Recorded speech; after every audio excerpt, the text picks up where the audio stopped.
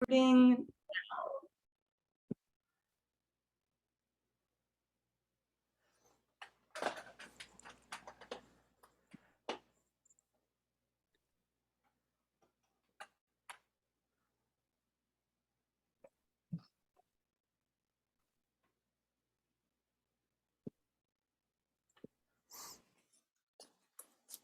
Hi, folks. We are just giving a few moments here at the top for Zoom to let everybody in before we get started with tonight's event.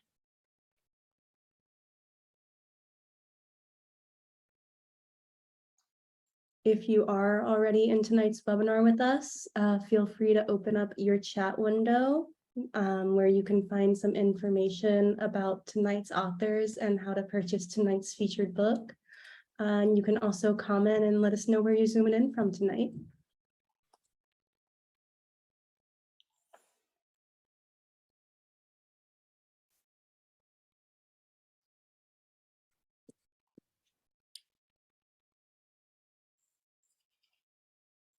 Good evening and welcome to tonight's live online author event with Greenlight Bookstore. I'm Chelsea from Greenlight, and we're thrilled to host tonight's event with W. Scott Poole presenting his new book, Dark Carnivals, Modern Horror and the Origins of American Empire. He'll be talking with Lisa Kröger, so you are in for an excellent time. Before we start, I just want to say a huge thanks to Scott, Lisa, and the team at Counterpoint Press for making this happen, and to all of you for showing up. We're grateful for your support and for the chance to make space for conversation and connection.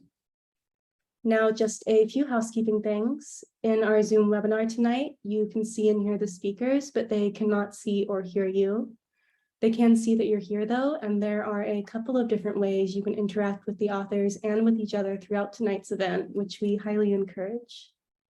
The first is the chat, which you can find by clicking on the icon that looks like one speech balloon. You're welcome to post your comments and thoughts in the chat. That's a great way to show your appreciation for the author and interact with fellow attendees.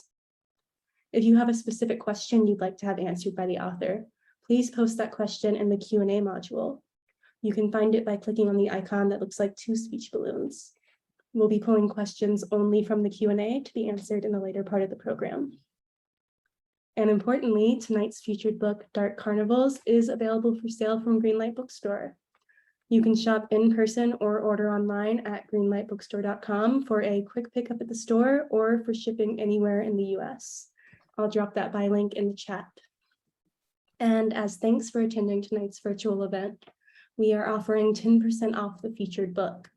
Enter coupon code GreenlightEvents10 into the coupon discount section at checkout online for 10% off.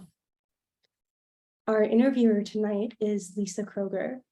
Kröger is the author of Monster, She Wrote and the forthcoming Toil and Trouble, A Women's History of the Occult, as well as co-host of the podcasts No Fear and Monster, She Wrote.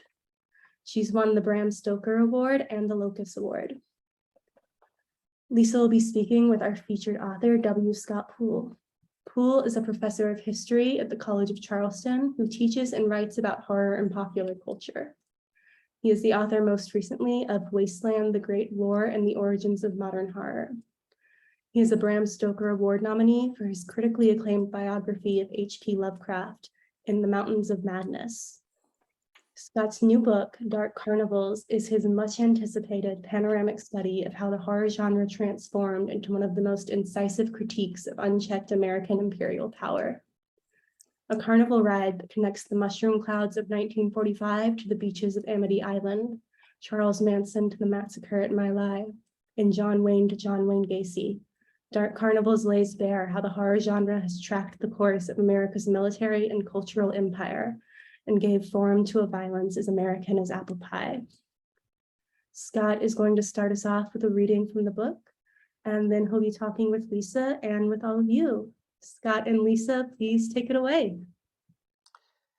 All right, well, thank you so much for that great introduction, Chelsea, and thank you to Greenlight Bookstore for actually hosting me for the third time for a book, first time virtually. But I love the store very, very much, and I know many people join me in that, and appreciate these kinds of events.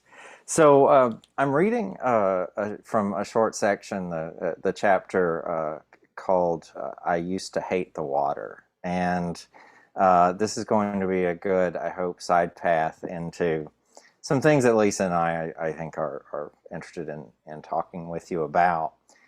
Just to set this up, this comes right after a discussion of 1974's infamous film, The Texas Chainsaw Massacre. You can see Leatherface joins me here on screen with you. And it's right after a discussion of how Tobe Hooper, the legendary director of that motion picture, uh, would often say in response, to that question that directors hate, what's your movie about, or what's your movie really about? He would often respond, I think what it's really saying is that this is America, or that this is about America. Not everyone in the United States wanted to turn the American myth into a slaughterhouse on a Texas homestead. By the summer of 1975, another film seduced an even wider audience. The American public showed its Janus face by turning out in droves for a summer fairy tale with a monster in it. Even as catching a midnight showing of the Texas Chainsaw Massacre remained a whispered dare, teenagers and adults watching with guilt and delight. Jaws came to swallow the entertainment industry whole. At a moment in the history of Hollywood and the United States when the national success story seemed to have ended with screams and the ear-splitting sound of the chainsaw, the blockbuster, for the first time, became a perennial part of summer. The term referred to a film so popular and so mainstream that hopeful viewers lined up around whole city blocks waiting for their tickets. Steven Spielberg started the trend of Hollywood making an endless summer of high-concept films that sold tickets, tubs of popcorn, and colas by the tens of millions. Spielberg came of age with Tobe Hooper, but took a different set of lessons from film school and the America of the 60s, 50s, and 60s. It's impossible to imagine the young, thin director saying his blockbuster Jaws was a movie about America, even though it inadvertently shows an even more frightening side of the country's shadowy self. Huge crowds loved Jaws and shoveled $260 million into ticket booths during a recession. No film had ever performed like this before, both at the box office and in a new world of movie merchandising with Iron on Jaws t-shirts, books, and even a board game. Spielberg conjured an alternative vision of reality to Hooper's dark massacre. Awash in vivid blues, Jaws combined horrific death with a hopeful message about a can-do America. Anecdotes tell of American audiences breaking out in home team scores a touchdown cheers as the monster goes kablow after a 1,000,000-to-1 shot from Roy Scheider's rifle to an oxygen tank the shark has somehow ingested. I guess I should have said spoiler alert. In the final scene, Scheider and Roy and Richard Dreyfuss have blown the shark to bits and swim off into a sunset on a makeshift raft. Huck Finn and Tom Sawyer of the American 70s. Everybody is safe. Chainsaw and Jaws, appearing at the same cultural turn, are the twin poles of American imagination at a crucial moment in the nation's history. Jaws offered a nightmare, but one met on the way to a dream come true. It's a film manifesto for an America where men with square jaws destroy monsters. It's not Tobe Hooper's warning about the monsters hatched from the dragon's teeth America sowed in its own soil. about what had been, about what was coming, about what was coming for all of us.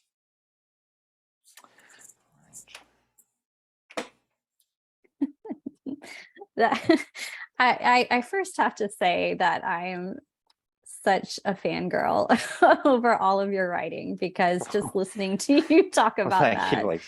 makes me very happy. But a lot of, I think, what you're talking about in this book, I mean, you open the entire book kind of with an idea that, you know, there is this America that we're telling the story of the slaughter of our enemies and our triumph over them, right? And the book really kind of delves into the roots of really American power and what, well, American exceptionalism too. But if you have these here, you've got the chainsaw and you've got the shark, right? What, and honestly, okay, I have like 3 questions in one. Ask the dog. I just heard your dog finally. Yeah, there he was. He's very, very excited Yeah, about this too. you might hear an angry chihuahua, everyone, just in a moment. So, at first, I was really shocked to think that Texas Chainsaw Massacre and Jaws came out so close. I didn't realize in the timeline they were that close. right. Because they feel like such different films. But for this metaphor of the chainsaw and the shark, like, what do you really see happening there? What's going on? Yeah, so I had exactly the same reaction as you when I started thinking about this project. Just the sense of, were people really going to see Jaws at the same time they're going to see? Are these the same people? And and and I think it was, and in a bigger sense, is this the same? Is this the same America? Well, it is and it isn't. I think that one of the things I talk about in the start the book with the idea of horror, and I think this is true of popular culture broadly. Horror as a kind of a dream life of American empire, and so the fact that you have a nation that becomes kind of secretly and kind of guiltily obsessed with this revisionist Western kind of, this like terrible thing happening on the frontier. And they know there's something really true in that. Uh, but the same nation that has been taught the myth of American exceptionalism is also drawn to Jaws because Amity Island, and I mean, what a name, right? Amity Island. Like that kind of says it all. Like everyone there is just sort of inexorably middle class and happy. It is the whitest place in the world, apparently. But the idea that America is that and the monsters from the outside maybe proved a little bit more attractive, and so you've got that going on even while Toby Hooper, aging hippie, has the chainsaw roaring in the background, so it's twin poles of horror. It's twin poles of Americans, particularly white Americans, conceptions of themselves. Um, but I think that there's a reason that maybe an obvious reason that Jaws becomes the blockbuster and Texas Chainsaw Massacre is the guilty pleasure. Well, I mean, it's funny that you bring up the term blockbuster, because Jaws is kind of the first blockbuster that we have, and that was so intentional. And when I think of horror in the 70s, and I'll admit, like, Jaws is one of my favorite movies. I don't know if you can see it back there, but I've got the poster up on my wall. Like, I love it. I have the album soundtrack right here with Leatherface. Nice. No, but my thought is, a lot of the horror movies of the 70s seem to be making, you know, a very clear like social commentary, especially on consumerism, right? I mean, Romero's Absolutely. zombies are doing that.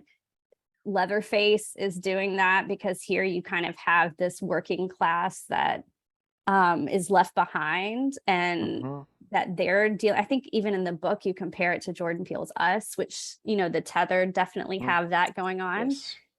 Then you have at the same time, and again, it just blows my mind it was at the same time, but you have Jaws that was so intentionally behind the scenes built to be a blockbuster. It was marketed very heavily. There are books written just on the marketing of that movie alone. Absolutely.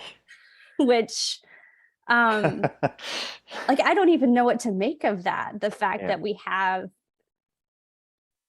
it's like what are we saying about our own consumerism? Yeah, you know, it's almost as if the title Jaws is there to tell us this is this huge, enormous thing, you know, by it. And you know, it does strike me that it is, and this is part of the reason why I pick these as metaphors. You know, as I started to start the book, really all the way back in the 1930s, I found this tension of, you know, ways of talking about America, you know, there from the beginning. Um, some of which were, you know, kind of looking at the American experience, and particularly the somewhat controversial idea of America being an empire, and saying, you know, I don't know, you know, I'm not sure that I want to buy into that. But then the other side of it, so many films, so much of 1950s science fiction, early 1960s science fiction, that was really legitimizing the idea of both American exceptionalism and, by extension, I think of American imperialism as well. Um, I watched a lot of really terrible 1950s and 60s science fiction films that I feel like even most horror fans haven't seen. I don't talk about some of these in the book, but my feeling was that, you know, we talk so much about, like, you know, the high points, the 1956's Invasion of the Body Snatchers, or the 51, you know, Howard Hawks, the Thing.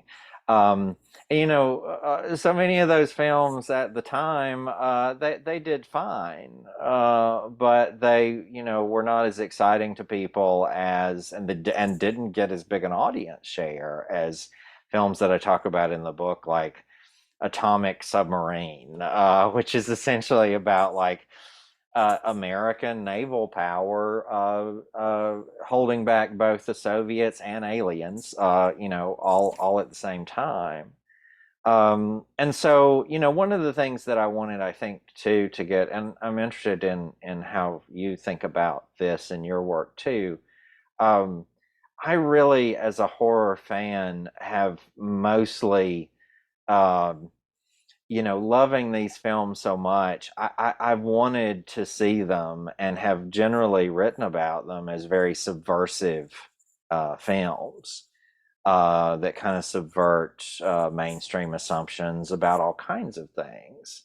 I really tried here, though, to look at the Jaws come to swallow the world side of it, where these are, after all, commodities that are making money off of us, and are often legitimizing and weaponizing some of the worst aspects of American nationalism, and by extension imperialism. So, um, and that's hard, though, isn't it? I mean, like, because we've got Jaws stuff sitting around our room, and, you know, we love this stuff, you know.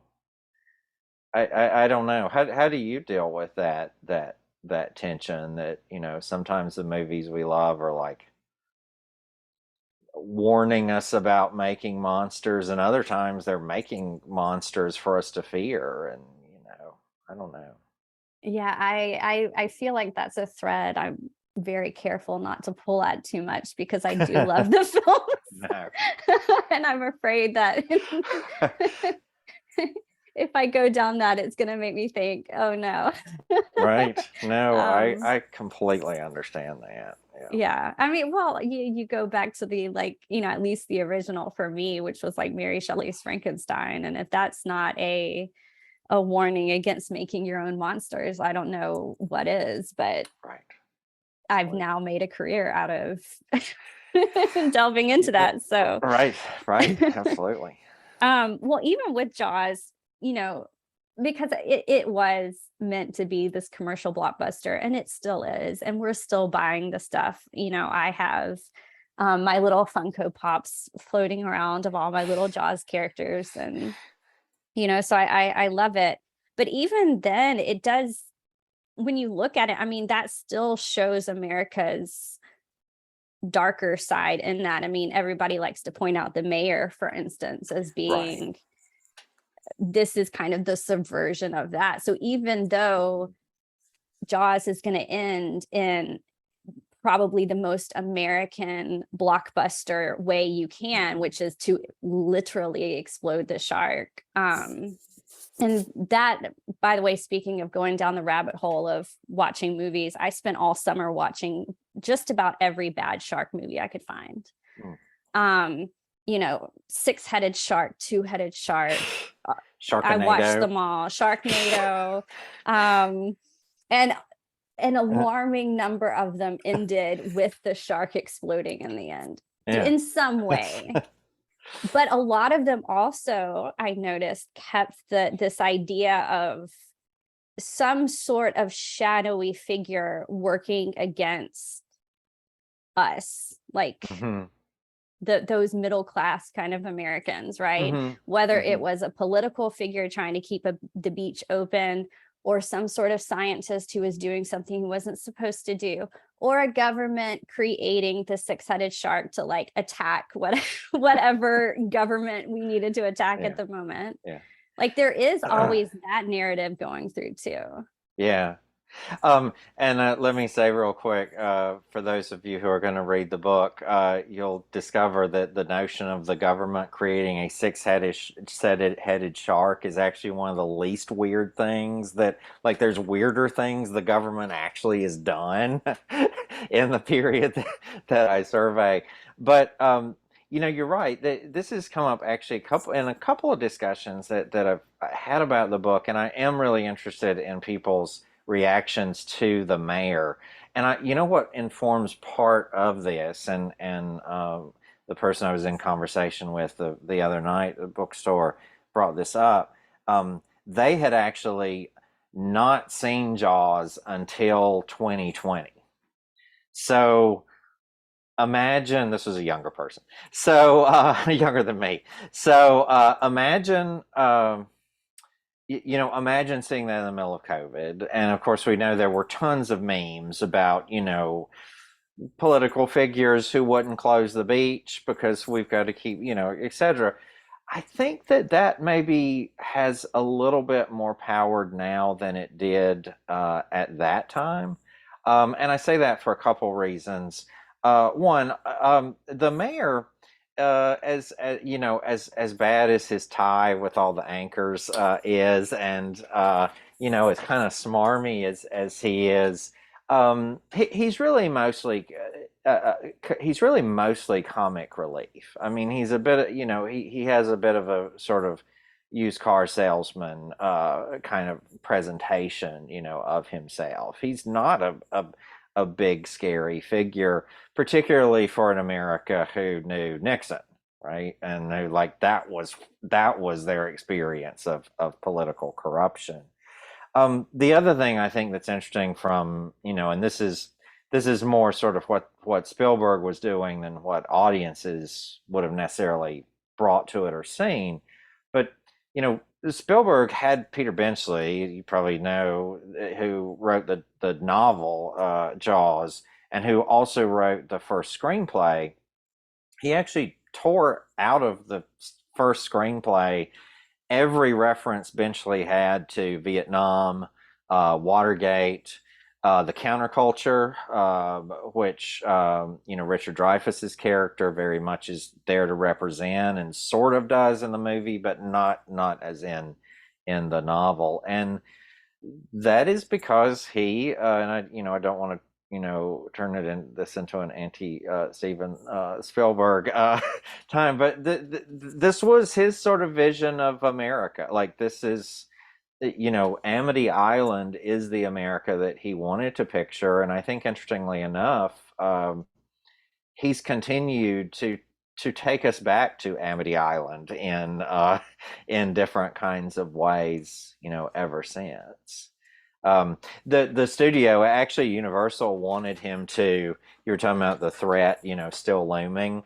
The Universal wanted him to end the film with the sort of horror movie ending of as the boys are on their little raft going back to the beach. The camera pulls back, wide shot, and you see just like hundreds of fins in the water, descending on Amity Island. And it's Spielberg fought, to keep that from happening. He wanted it to be that kind of Huck Finn ending.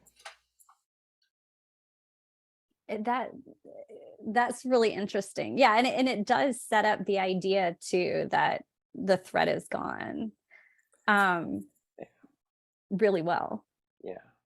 Which is so different from what we get in Texas Chainsaw Massacre, because that is that is, out of all of maybe horror film, is my favorite scene. He's like a ballet dancer. Like, oh, it's an incredible. And I have spent way too much time you probably have too, trying to kind of extract the meaning of that moment. And I think part of it is it's just there as this extraordinary visual. He seems to be enraged, but then it's like some kind of joy in violence. And I don't know, I guess Toby Hooper would say it's about America, man, or something, I think, It's just when you compare, and again, I had never done it until I read your book, but when you compare that to the explosion of the shark, like, it does. Yeah. The two Americas we get there are so vastly different. Right. Yes, absolutely. And the threat's not gone at the end of Texas. It's really not clear. I mean, the final girl figure has kind of not really developed yet, and so it's really not clear what's going to happen to her, even beyond utter and complete trauma. And that's where he leaves us. Yeah, I mean, she's not okay at the end. She is not okay. It's not the final girl that we get really developed in the 80s and the 90s. Absolutely where not. a hero or heroine, I guess, is born. Mm-hmm. Mm-hmm. It's pure trauma by the end of that. Absolutely. Wow. Absolutely. Okay. And that's the sort of that's the trauma of that particular moment, I think, as well, that Hooper was trying to show us. Yeah. Well, we were talking prior to this starting about how I think often we'll hear different people come out and say that, like, horror isn't political, which I think you and I both agree that horror has always been political and will always be political. And that is a perfect example, I think, what was happening through Texas Chainsaw Massacre. But in your book, you talk a lot about some other figures, like Rod Serling, like Bela Lugosi, and their relationship to the genre, as I think kind of in the same way that Hooper was trying to tell his views on things. Could you talk a little bit about that? Yeah, certainly. And I too am always to some degree baffled. I mean, I think partially it's also just, people don't really know horror film history, which is fine or whatever. But, you know, the idea you hear of, as you note, is sometimes is that, well, you know, horror films have become woke. And that's not, you know, and I remember the good old days when they were asleep, you know, instead of what, and that's just not the case at all. I mean, it not only with Serling and Lugosi, but I mean, you know, George Romero makes the Night of the Living Dead in 1968, and says at the time and later, you know, this is a film, you know, mourning the revolution that didn't happen in the in the 1960s. But Serling, I think, is a especially interesting case. I really got into my research with him, and the reason is I had always loved the Twilight Zone. Most people, you know, who know it do. I'd always enjoyed him, and I knew that he had. Um, let's call it a general progressive vision for a white man in 1960s America. Um, what I did not know is, particularly by the late 60s and just before his death, how politically radical Serling had become. There's this extraordinary speech that he gives at a college in California that I talk about in the book in 68. It's right after the Democratic National Convention, right? Where Daley is kind of essentially unleashed a police riot, you know, on protesters. Um, and Serling is defending the protesters. He is talking about police brutality. He is making statements about the right to protest that really would not have been out of place at a, you know, post 2012 Black Lives Matter rally. And then when I heard what he had said and wrote, went back to Twilight Zone itself and rewatched some of those episodes, especially some of the episodes related to World War II and his own experience in World War II, episodes dealing in as much as he was able. There's some in the book about this too, as much as he was able, about race, about America's role in the world. I was just fascinated to see that he was far more than kind of the centrist liberal figure I think that I had imagined, and had really become a pretty radical guy. Lugosi is the same. I mean, Bela Lugosi was a European revolutionary that came to America for that reason. He came to America on the run from a right wing government that had seized control in Hungary, and was investigated by the FBI extensively in the 1940s for his political activities here. I don't want to give it away because it's all in the book, but I think those of you interested in this will enjoy the Dracula versus the FBI chapter, and I'll learn a lot about Lugosi that, you know, maybe you didn't know before. So yeah, that was.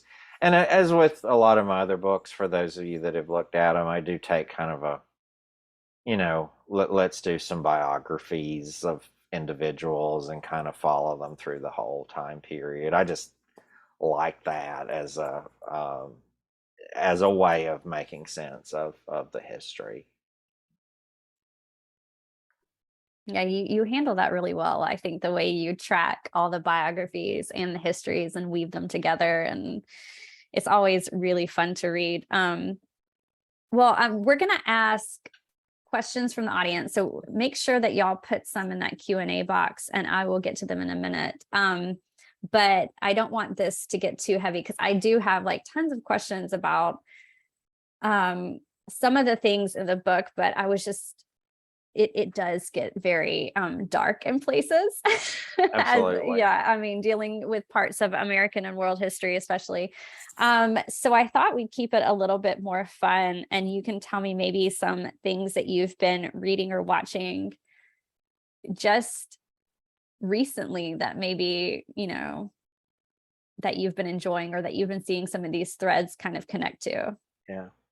Um, well, since things are kind of bleak in the book and also in the world, I do want to make sure that, and there's some unfortunate news that goes along with this, but I absolutely loved the series based on the graphic novel Paper Girls, and I was crushed, and like seriously crushed, to learn that there wasn't going to be a second season. But Yeah. first season, definitely watch it.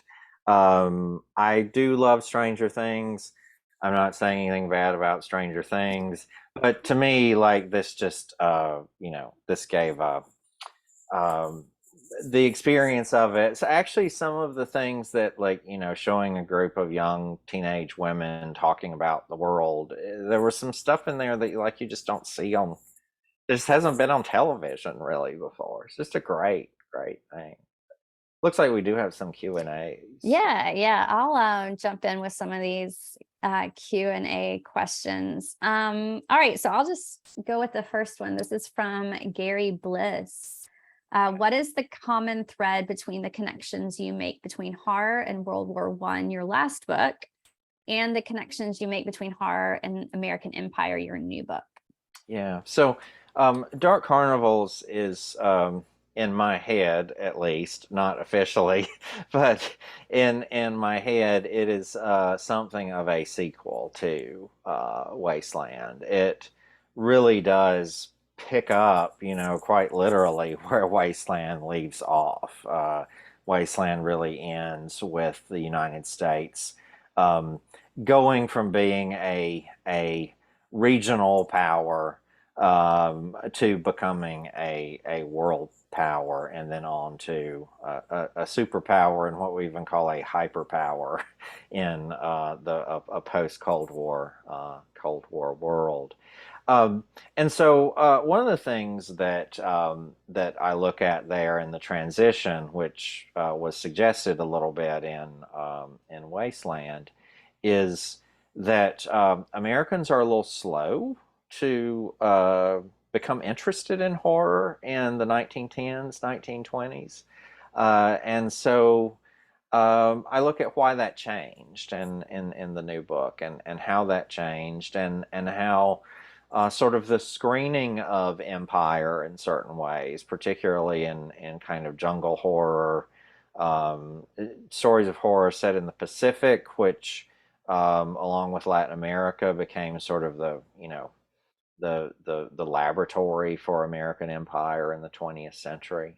So there's if you've read Wasteland, and thank you for doing so, you'll find a lot of threads, and it's actually, so in my head, again, this is just all in my head, but Dark Carnivals was for me kind of the end of a sort of unofficial kind of trilogy, like Monsters in America being the first, then Wasteland, and now the Dark Carnival. Yeah.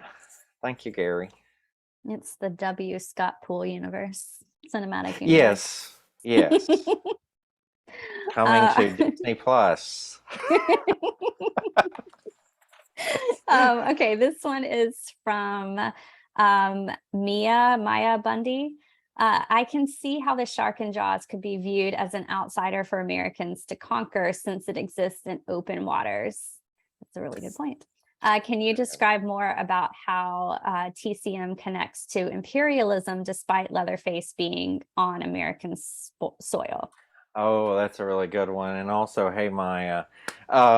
So, um, so there is a very real way in which, as I said, Texas Chainsaw is a revisionist Western. I actually put it in the book, and kind of in line with, Peckinpah's Wild Bunch, and its kind of efforts to show this savagery on the frontier.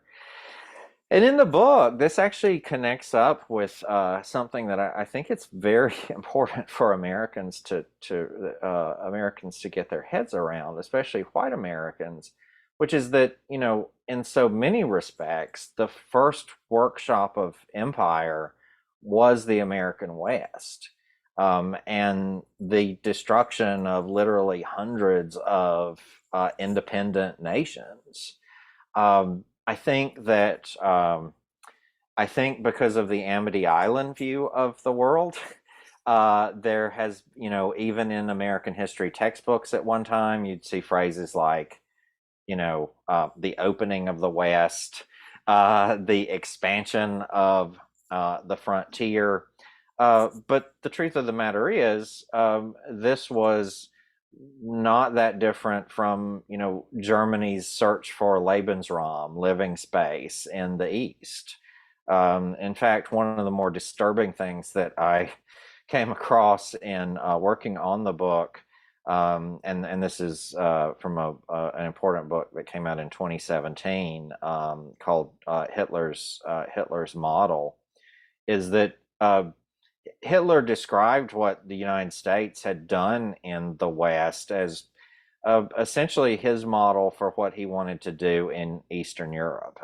He said, it was ruthless, but it was necessary to give living space to the Anglo-Saxon, the superior Anglo-Saxon race. And so he actually even said that at one point that the Volga River is our Mississippi River. This is a tough thing for Americans to imagine. And I think that's part of the reason that it's important that it happens in Texas, and that it's Texas in particular.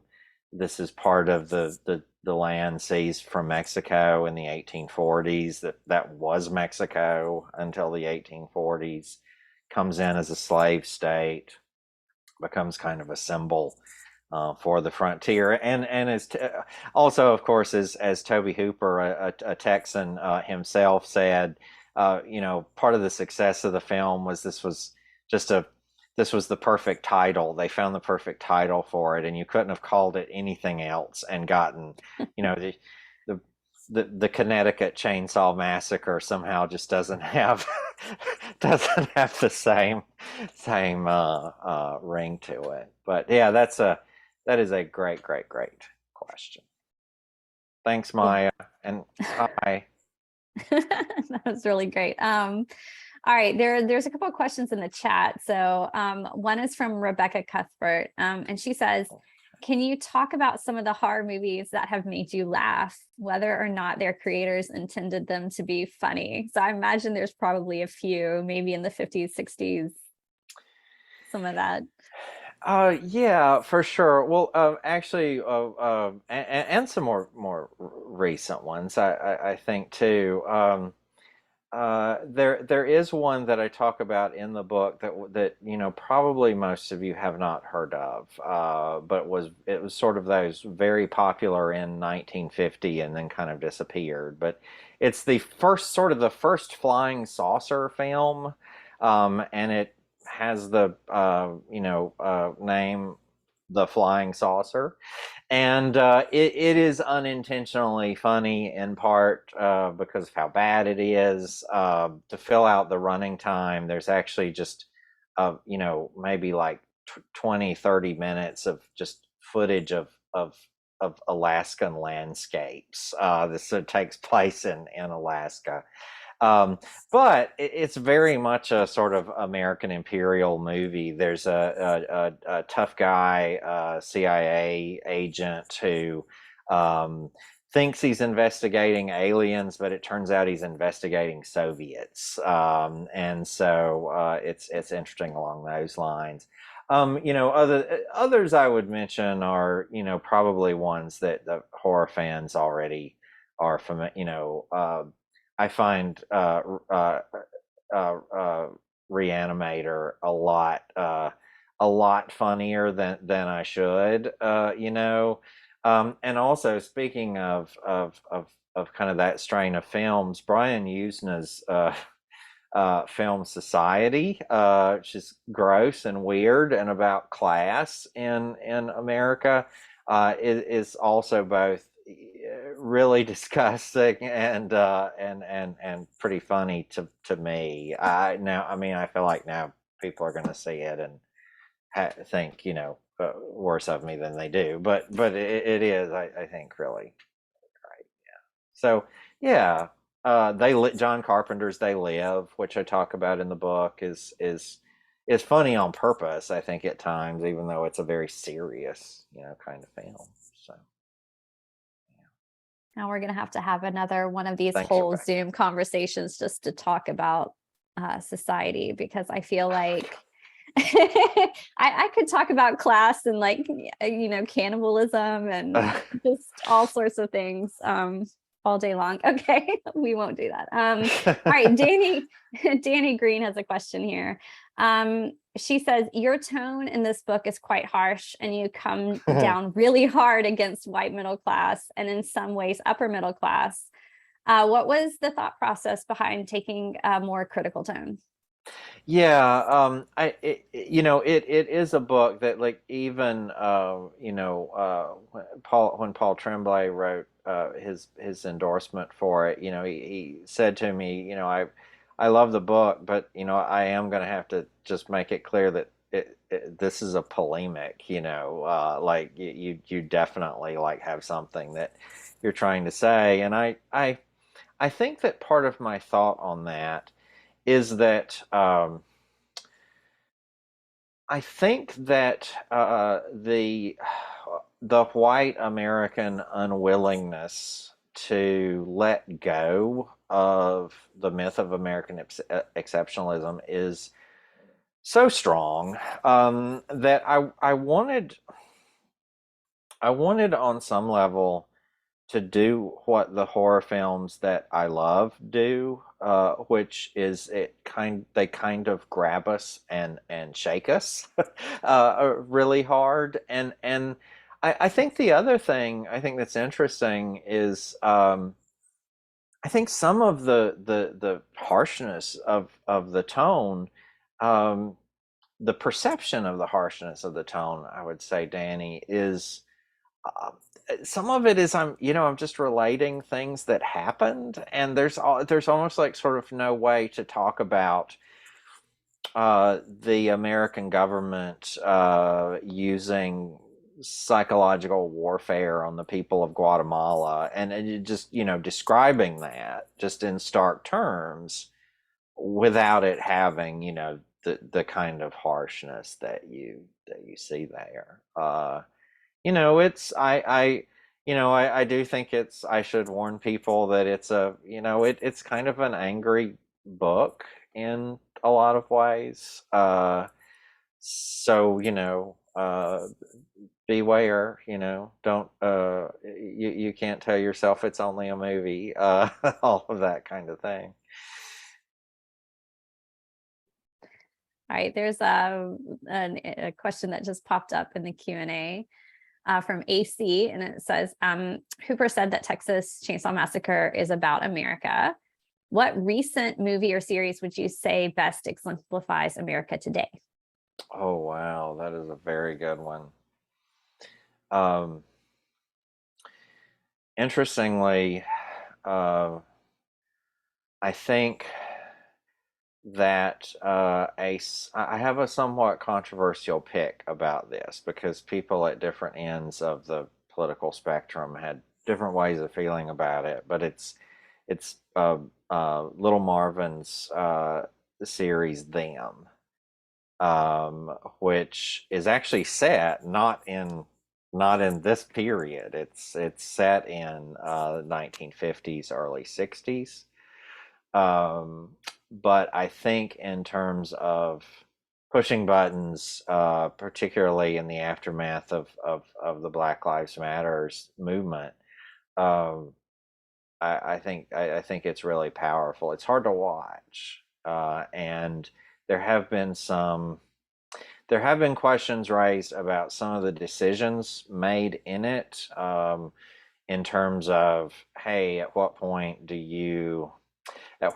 when you are representing violence against marginalized people, and in particular in that against Black women, at what point are you critiquing but then drift into re-representing the violence in a way that is not helpful. So I'm very aware of that, but I also know that what little Marvin was up to with that was to say something about not just the history of residential segregation, which is really what it's ultimately about, but also about America in our moment. So if you have the stomach for it, I certainly would encourage a watch with, a bit of a caveat that there's a couple of episodes that things get rough. That's an understatement. Things get rough in that, but yeah, I agree. Okay, I'm going to ask one last question. Okay. And this might be a little bit easier or maybe happier to answer. Good. This is from Sierra Barnes. Oh, hey, And Sierra. the question is, which horror movies have stood out to you the most aesthetically? Are there any horror movies you can recommend based on a striking visual language?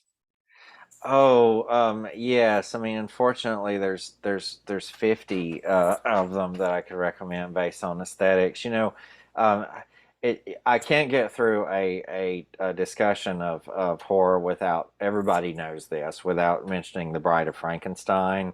But James Whale's 1935 Bride of Frankenstein is nearly a perfect film, just in terms of aesthetic choices, presentation, etc. So let's get that out of the way. But I am also really intrigued with some very recent efforts that are both interesting in experimental ways and also just kind of sumptuously made. On the experimental side of things, I actually just rewatched a week or so ago Jane Shonen's "We're All Going to the World's Fair." And a small indie film that also feels like it's a kind of a formal experiment in certain respects, but does so many interesting things with um, the found footage form that I just really wouldn't think could be done at this point. So that's definitely an example. I think that at kind of the other end of the scale, I think of films like oh, I've just lost the title. The one that's about the gin and the professor. 3,000 years something. Anyway, very very sumptuous film, kind of in the little bit in the tradition of the Hunger, and through like you know the Coppola Dracula, just in terms of just beautiful to look at. Um, so yeah, there really are just so many. I don't think that horror gets enough credit for just how incredibly experimental so much of the camera work and the mise en scène, and I mean, so much goes into that in a horror film that just every time I watch John Carpenter's Halloween, I mean, I feel like I see a choice somewhere in the background that was made that it's like, this feels like exactly what it's supposed to feel, a little suburban house in the 70s.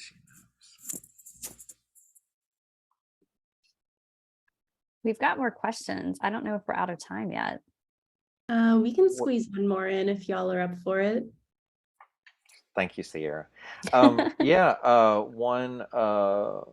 maybe one more. You want to Yeah, pick one? I okay. can't see them, All so right. it's up to you, Lisa. Okay, I'll pick a no pressure. I'll pick a good one. Yeah, please pick a no pressure. You've been rough on me, man. I know. I told you I was going to be nice. Okay. Here's one from Sammy Young. And it says, Oh, hey, Sammy. do you feel like modern horror films are more interested or concerned with dealing with anger than per se post World War I, World War II horror dealt with trauma in the way of like war and body horror, or are they two sides of the same coin? Yeah, I think they're two sides of the same coin. That's a great question. First of all, I think that um, I'm thinking in particular about um, slasher films from the '80s, like particularly interesting ones like the first Stepfather, for example, or um, actually the first the original Black Christmas. Um, or really even Psycho, actually. The way in which especially male rage is interrogated and held up as a kind of ultimate nightmare, I think is significant because so many of the, particularly the Weimar era German expressionistic films, American films that followed on that, like Paul Lenny's work in The Man Who Laughs, and then the Universal films, they did deal with trauma, and sort of the victimization of the creature that becomes the monster. And I do think actually that in the world of post second wave and then third wave feminism, that the idea of thinking about uncontrolled male violence has taken center stage in a way that it had not before, and in a way that like maybe had been even present but hidden a little bit in other films.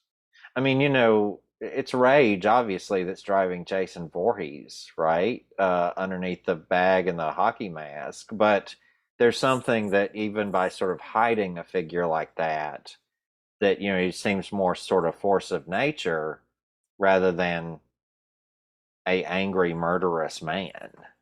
And I think that now, maybe Freddy Krueger forward, we've gotten more of the, let's think about trauma making monsters. So, yeah, I'll have to think about that a lot more, actually. That's a really interesting question. That's fascinating. And then especially if you throw like gender into that too, and you think about this small times we do get female rage presented in horror films, it's almost completely a different. I mean, there has to be, I feel like, a lot more trauma attached to that than just the Hmm. force of nature. We don't have the woman behind the mask, Right. but Exactly. that's a whole other book, That is probably. a whole other book. And Yeah, and I'll just mention very, very quick. I did see this horror film recently that's on Shudder, and that I really just learned about, as Shudder does cause you to learn about so many things. The Witch That Came In From the Sea, a Oh, I haven't seen that. 1970s film that I'm is writing so that down. interesting in its willingness to show female rage and violence, which I think is something that, it took horror films quite a while to get to. Um, it, in 1980, obviously, we have, Mother Voorhees, doing her thing, but this is very much from the woman's perspective, the woman who is violent and allowed to be violent, and we almost experience the film from through her eyes, the way that, at least in the stereotype of slasher films, where the camera is always showing us, the murdering maniacs. Anyway. Okay. I can't wait It's to been watch. so much fun. Yeah, it has Thank you, been. everybody, for hanging in here with us and talking. And I do have to say, really, really quick. I only know Lisa from Twitter, but we were talking about earlier. Like, I feel like we've been friends for 9 years now, even though we've never actually met. But in any case, I just want to take note again of her book that was mentioned earlier, Monster She Wrote. That's an incredible book. And one thing I Thank wanted to you. say about it, Lisa, is that it's a book that, I've used with students, etc. It's not only just a good book, it's a book that means a lot to people when they read it, and so, and she's got a new one that's coming October 25th that I'm really, really excited about, Toil and Trouble, just in time for all those of you watching Hocus Pocus 2 and rewatching The Craft and the original one and all that. So yeah. Yeah, thank you so much, Scott and Lisa, for such a wonderful conversation tonight, and thank all of you for coming out and sharing this space with us tonight. If you don't already have your copy of Dark Carnivals, you can pick it up at Greenlight Bookstore, in store or through online pickup if you're here in Brooklyn, or we ship anywhere within the US.